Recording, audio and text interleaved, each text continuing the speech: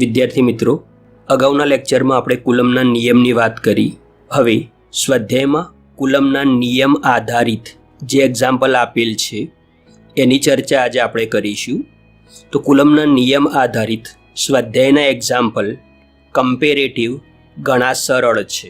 તો એ પૈકી સ્વાધ્યાયનો પ્રથમ જે એક્ઝામ્પલ આપણને આપેલ છે એ એક્ઝામ્પલમાં આપણને એવું કહેલું છે કે 2 × 10⁻7 કુલમ અને 3 × 10⁻7 કુલમ વિદ્યુતભાર ધરાવતા અને એકબીજાથી હવામાં 30 સેમી અંતરે રહેલા 2 વિદ્યુતભારિત ગોળાઓ વચ્ચે કેટલું બળ લાગશે. તો અહીં આપણને બંને ગોળાઓ પરનો વિદ્યુતભાર આપી દીધેલો છે અને બંને વચ્ચેનું અંતર આપી દીધું છે. આ અંતર સેમીમાં છે, એને આપણે પ્રથમ મીટરમાં ફેરવી નાખીએ અને આપણને બંને વચ્ચે લાગતું બળ શોધવાનું કહ્યું છે. તો સ્થિર સ્થિતિમાં રહેલા 2 બિંદુવત વિદ્યુતભારો વચ્ચે લાગતા કુલંબીય બળ એટલે કે વિદ્યુત બળનું સૂત્ર F = K Q1 Q2/r². આ ઇક્વેશન આપણે જાણીએ જ છીએ. તો આપેલી કિંમતો આ સૂત્રમાં મૂકી એનું સાદું રૂપ આપતો સરળતાથી આપણને બળ મળી જાય છે. હવે સ્વાધ્યાયના એક્ઝામ્પલ નંબર 2માં આપણને એવું કહ્યું છે કે 0.4 માઇક્રોકુલમ વિદ્યુતભાર ધરાવતા એક નાના ગોળા પર બીજા -0.8 માઇક્રોકુલમ વિદ્યુતભાર ધરાવતા નાના ગોળા વડે હવામાં લાગતું સ્થિત વિદ્યુત બળ 0.2 ન્યૂટન છે. તો આપણે 2 નાના ગોળાઓનો વિચાર કરીએ.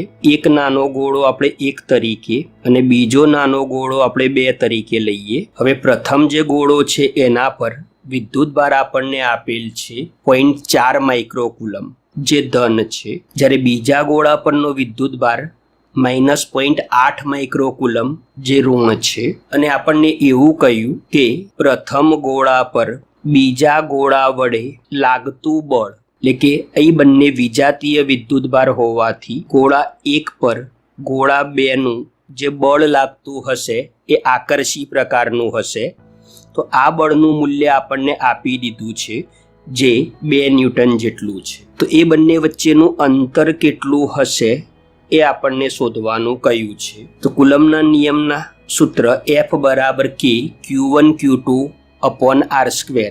એમાંથી r² ને કરતા બનાવી અને આપેલ કિંમતો મૂકી સાદું રૂપ આપતા સરળતાથી આપણે અહીં r મેળવી શકીએ છીએ.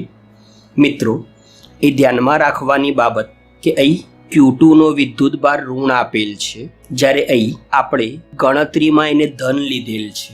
એટલે જ્યારે મૂલ્ય શોધવાનું છે ત્યારે ઋણ નિશાની ફક્ત આકર્ષી બળનું સૂચન કરે છે, માટે એનો ઉપયોગ આપણે અહીં કરીશું નહીં. અને જો તમે આ વિદ્યુતભારને ઋણ તરીકે દર્શાવો તો એ વખતે લાગતું બળ એ આકર્ષી પ્રકારનું હોવાથી તમારે બળની નિશાની પણ ઋણ લેવી પડશે. એટલે કે જો વિદ્યુતભાર Q2 ને ધન તરીકે લો તો બળને ધન તરીકે જ લેવાનું છે, અને અહીં વિદ્યુતભારની નિશાની ઋણ તરીકે લો તો એ વખતે બળની નિશાની પણ ઋણ લેવી પડશે. એટલે અંતિમ જે જવાબ છે એ તમને ધન જ મળશે. હવે એક્ઝામ્પલના બીજા ભાગમાં એવું કહ્યું છે કે બીજા ગોળા પર પ્રથમ ગોળાના લીધે લાગતું બળ કેટલું હશે. તો વિદ્યાર્થી મિત્રો, કુલમના નિયમમાં આપણે જોઈ ગયા કે કુલમના નિયમમાં ન્યૂટનની ગતિના ત્રીજા નિયમનું પાલન થાય છે. એટલે કે એક વિદ્યુતભાર બીજા પર જેટલું બળ લગાડે છે, એટલે અહીં 1 ઉપર 2 જેટલું બળ લગાડતો હતો, બીજો વિદ્યુતભાર એના પર એટલું જ બળ વિરુદ્ધ દિશામાં લગાડે છે. એટલે અહીં ગોળા 2 પર ગોળા 1 દ્વારા લાગતું જે બળ છે એ ગોળા 1 પર ગોળા 2 વડે લાગતા બળના જેટલું જ એટલે કે 0.2 ન્યૂટન જ હશે. અને બંને વિજાતીય છે એટલે આ બળ આકર્ષી પ્રકારનું હશે. હવે એક્ઝામ્પલ 3ની અંદર આપણને એક સૂત્ર આપેલ છે Ke/Gme/mp અને એવું કહ્યું છે કે આ ગુણોત્તર પરિમાણ રહિત છે તેમ ચકાસો. તો અહીં કે કુલંબ અચળક કે જેનું પારિમાણિક સૂત્ર m1 L3 T-4 A-2 જ્યારે E એ વિદ્યુતભાર કે જેનું પારિમાણિક સૂત્ર A1T1 છે. G ગુરુત્વાકર્ષણનો સાર્વત્રિક અચળાંક જેનું પારિમાણિક સૂત્ર M-1L3T-2. Me ઇલેક્ટ્રોનનું દળ અને Mp પ્રોટોનનું દળ કે જેમના પારિમાણિક સૂત્રો M1 છે. હવે આનું સાદુરૂપ આપતો આપણે જોઈ શકીએ છીએ કે અંતિમ સ્વરૂપ M0L0T0 છે, એટલે કે આપેલ ગુણોત્તર પરિમાણ રહિત છે. આ જ બાબત આપણે બીજી રીતે પણ સાબિત કરી શકીએ કે કુલમ્બ અચળાંકનો એકમ ન્યૂટન મીટર સ્ક્વેર પર કુલમ્બ સ્ક્વેર અને વિદ્યુતભારનો એકમ કુલમ્બ. એ જ પ્રમાણે ગુરુત્વાકર્ષણના સાર્વત્રિક અચળાંક Gનો એકમ ન્યૂટન મીટર સ્ક્વેર પર કિલોગ્રામ સ્ક્વેર અને પ્રોટોન અને ઇલેક્ટ્રોનના દળનો એકમ કિલોગ્રામ. તો અહીં સાદુરૂપ આપણને 1 મળે છે, જે દર્શાવે છે કે આપેલ ગુણોત્તર એકમ રહિત છે. અને ગુણોત્તર એકમ રહિત છે એનો અર્થ કે એ પરિમાણ રહિત છે. હવે વિદ્યાર્થી મિત્રો, આ પ્રશ્નમાં ઘણીવાર એવું બને કે ખાસ કરીને K અથવા તો G ના એકમો કે પારિમાણિક સૂત્રો આપણે ભૂલી જઈએ તો કુલમ્બનું જે સૂત્ર છે F બરાબર K Q1 Q2 upon R square, તેના પરથી આપણે સરળતાથી આ એકમ મેળવી શકીએ છીએ કે કેને સૂત્રનો કરતા બનાવતો બળ એટલે ન્યૂટન, અંતરનો વર્ગ એટલે મીટર સ્ક્વેર અને વિદ્યુતભાર એટલે કુલમ્બ સ્ક્વેર. આ જ પ્રમાણે ન્યૂટનનું સૂત્ર F બરાબર G me mp upon R square. તો અહીંથી Gને સૂત્રનો કરતા બનાવતા આ ઇક્વેશન બનશે FR સ્ક્વેર me mp. તો આના ઉપરથી Gનો એકમ તો બળનો એકમ ન્યૂટન, અંતરનો વર્ગ એટલે મીટર સ્ક્વેર અને દળ એટલે કિલોગ્રામ સ્ક્વેર. આમ સરળતાથી આપણે આ એકમો મેળવીને પણ આ પ્રશ્ન સોલ્વ કરી શકીએ. આ જ પ્રશ્ન બીજી રીતે જો આપણે જોવા જઈએ તો અહીં આપણને KE સ્ક્વેર અંશમાં આપેલ છે અને છેદમાં GME ઇન્ટુ MP આપેલ છે. આ ઇક્વેશનને અંશ અને છેદમાં R સ્ક્વેર વડે જો ભાગી દઈએ તો આપણે જોઈ શકીએ છીએ કે ઉપરનું જે ઇક્વેશન આપણને મળે છે એ વિદ્યુત બળનું છે અને છેદમાં જે ઇક્વેશન છે એ ગુરુત્વાકર્ષણ બળનું છે. એટલે અહીં આપેલ ગુણોત્તર એ બે બળોનો જ ગુણોત્તર છે, એટલે એ ગુણોત્તર છે એ એકમ રહિત અને પરિમાણ રહિત જ હશે. હવે એક્ઝામ્પલના બીજા ભાગમાં આપણને આ ગુણોત્તરનું મૂલ્ય શોધવાનું કહ્યું છે. તો કુલમ્બ અચળાંક Kની કિંમત 9 × 10⁹ E એ વિદ્યુત ભાર છે એટલે 1.6 × 10⁻19. એ જ પ્રમાણે G ગુરુત્વાકર્ષણનો સાર્વત્રિક અચળાંક જેનું મૂલ્ય 6.67 × 10⁻11. Me ઇલેક્ટ્રોનનું દળ 9.1 × 10⁻31 અને MP પ્રોટોનનું દળ 1.67 × 10⁻27. આ કિંમતો મૂકી અને સાદુરૂપ આપતા આપણને અંતિમ જવાબ 2.273 × 10⁻39 મળે છે. અગાઉ જોઈ ગયા એમ આ FE અને FG નો ગુણોત્તર જ છે. અહીં આપણે જોઈ શકીએ છીએ કે વિદ્યુત બળ અને ગુરુત્વાકર્ષણ બળનો ગુણોત્તર 10⁻39 જેટલો મળે છે. એટલે કે ઇલેક્ટ્રોન અને પ્રોટોન વચ્ચે લાગતું વિદ્યુત બળ જે છે એ એમની વચ્ચે લાગતા ગુરુત્વાકર્ષી બળ કરતો ઘણું વધારે પ્રબળ, એટલે કે 10⁻39 ગણું પ્રબળ છે. મિત્રો, જ્યારે વિદ્યુત બળ હાજર હોય ત્યારે ગુરુત્વાકર્ષણ બળ આપણે ધ્યાનમાં નથી લેતા, એનું કારણ પણ આ જ છે. સ્વાધ્યાય એક્ઝામ્પલ નંબર 12. તો અહીં આ એક્ઝામ્પલમાં કોપરના અલગ કરેલા બે ગોળાઓ A અને B ના કેન્દ્રો વચ્ચેનું અંતર 50 સેમી આપેલ છે.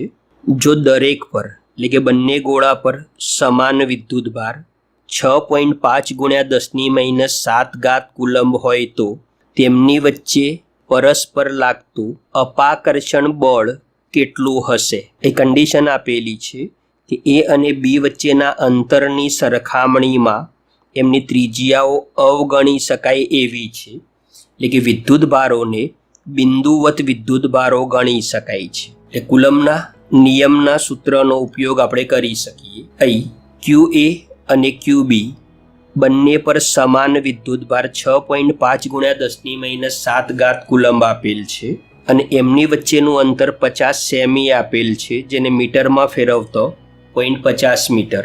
હવે અહીં કુલમના સૂત્ર F = K QA QB/r² માં આ કિંમતો મૂકીએ તો સરળતાથી બળનું મૂલ્ય F = 1.521 × 10⁻2 ન્યૂટન મળે છે. આ ઇક્વેશન આપણે આ રીતે પણ લખી શક્યા હોત, F = K Q²/r², કારણ કે બંને વિદ્યુતભારોના મૂલ્યો સરખા છે. એ બંને વિદ્યુતભારો સજાતીય હોવાથી બંને વચ્ચે લાગતું જે બળ છે એ બળ અપાકર્ષી પ્રકારનું છે. આ એક્ઝામ્પલના બીજા ભાગમાં આપણને એવું કહ્યું છે કે આ દરેક ગોળા પરનો વિદ્યુતભાર બમણો અને એમની વચ્ચેનું અંતર અડધું કરવામાં આવે તો લાગતું અપાકર્ષણ બળ કેટલું હશે.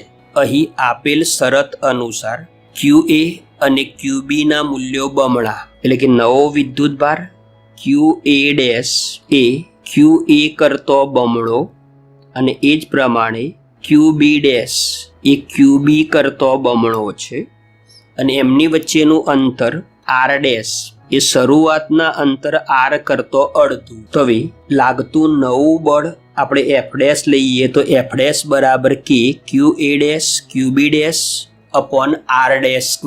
QA', QB' અને R' ની કિંમત મૂકી સાદુરૂપ આપીએ તો ઇક્વેશન આપણને મળે છે 16 × K QA QB/r². હવે અહીં આપણને આ જે ઇક્વેશન મળ્યું એ આપણે અગાઉ ગણેલું બળ F જ છે અને જેની કિંમત આપણે જોઈ ગયા એ પ્રમાણે 1.521 × 10⁻2 હતી.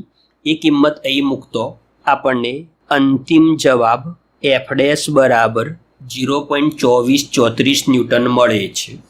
અથવા તો આ કિંમત અહીં સીધી ના મૂકવી હોય તો અહીં K QA QB અને R ના મૂલ્યો મૂકીને પણ આપણે અંતિમ જવાબ સુધી પહોંચી શકીએ છીએ. હવે સ્વાધ્યાય એક્ઝામ્પલ નંબર 13 તેમાં એવું કહ્યું છે કે સ્વાધ્યાયમાં 1.12 જે એક્ઝામ્પલ છે એમાં જે બંને ગોળાઓની વાત કરી એ બંને ગોળાઓ એક સમાન માપના છે. હવે ત્રીજો તેમના જેવો જ પણ વિદ્યુતભાર રહિત ગોળો એ પ્રથમ ગોળા સાથે સંપર્કમાં લાવી ત્યારબાદ બીજા ગોળા સાથે સંપર્કમાં લાવી તે બંનેથી દૂર કરવામાં આવે છે. તો A અને B વચ્ચેનું નવું અપાકર્ષણ બળ કેટલું હશે.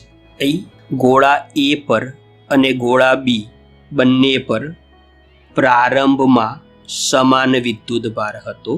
તો ધારી લઈએ કે ગોળા A પર પ્રારંભમાં વિદ્યુતભાર Q અને ગોળા B પર પ્રારંભમાં વિદ્યુતભાર Q અને બંનેના કેન્દ્રો વચ્ચેનું અંતર પ્રારંભમાં R હતું. હવે કોઈ ત્રીજો ગોળો C, તો ગોળા C નો A સાથે સંપર્ક કરાવીએ તો ગોળા C પર પ્રારંભમાં કોઈ વિદ્યુતભાર નથી. હવે સંપર્કમાં લાવતો બંને પર વિદ્યુતભાર Q+0/2. હવે બંનેને છૂટા પાડતો બંને પર સમાન વિદ્યુતભાર Q/2 હશે. હવે એ જ પ્રમાણે ગોળા B પર પ્રારંભમાં વિદ્યુતભાર Q હતો. તો હવે ગોળા C કે જેના પર હવે વિદ્યુતભાર Q/2 છે એને Q વિદ્યુતભાર ધરાવતા ગોળા B સાથે સંપર્કમાં લાવતા Q+Q/2/2, એટલે કે બંને ગોળા પર સમાન વિદ્યુતભાર 3Q/4 જોવા મળશે. એટલે ગોળા A પરનો સંપર્ક બાદનો વિદ્યુતભાર Q/2 થયો, જ્યારે ગોળા B નો સંપર્ક બાદનો વિદ્યુતભાર 3Q/4 થયો. હવે અહીં અંતર બદલ્યું નથી તો આ બંને વિદ્યુતભારો વચ્ચે લાગતું નવું બળ કેટલું થશે એ આપણે ગણવું છે. તો A અને B વચ્ચે નવું કુલંબીય બળ F = K QA' × QB'/r². હવે અહીં QA' અને QB' ની કિંમતો મૂકી સાદુરૂપ આપતા 3/8 KQ²/r². હવે એક્ઝામ્પલ 12ની અંદર આપણે KQ²/r² ની ગણતરી કરી ચૂક્યા છીએ. તો એ કિંમત આપણે અહીં સીધી મૂકીએ અથવા તો કે ક્યુ અને આરની આપેલી કિંમતો મૂકીએ અને એ કિંમતો મૂકીને સાદુરૂપ આપીએ તો સરળતાથી બળ F બરાબર 5.7 × 10⁻³ ન્યૂટન આપણે મેળવી શકીએ છીએ.